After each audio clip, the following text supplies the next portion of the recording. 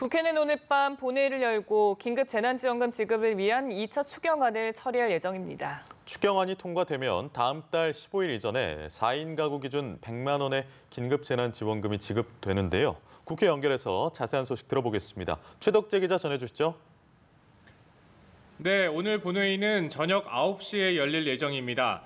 여야는 추경안 관련 상임위와 예결특위를 가동해 추경안과 기부금 관련 특별법 처리에 속도를 내고 있습니다. 당초 정부는 7조 6천억 원 규모의 2차 추경안을 국회에 제출했는데요. 이후 당정이 고소득자 기부를 전제로 전 국민에게 지급하기로 하면서 필요 재원은 4조 6천억 원 더 늘었습니다.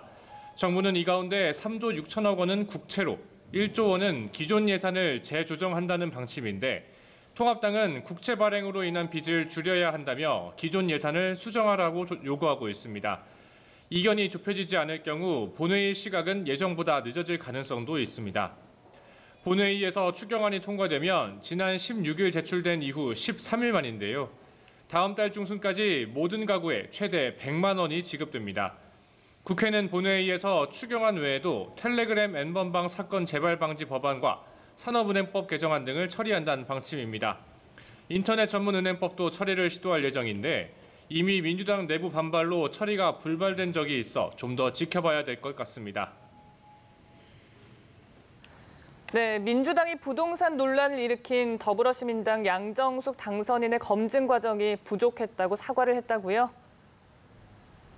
네, 그렇습니다. 그동안 시민당이 해결할 일이라며 선을 그어왔던 민주당이 양 당선인 검증 과정에 책임을 통감한다며 머리를 숙였습니다. 양 당선인은 민주당 비례대표 5번을 받은 뒤 시민당으로 옮겨 비례대표 15번을 받아 당선됐습니다. 하지만 부동산 재산 증식 과정에서 탈루 의혹이 불거졌고 진경준 전 검사장 변론 참여, 그리고 정수장학회 임원 재직 등 의혹이 제기되면서 사퇴의 목소리가 커졌습니다. 이에 이해찬 대표는 납득하기 어려운 일이라며 당이 걸러내지 못한 부분에 대한 사과가 있어야 한다고 말한 것으로 전해졌습니다.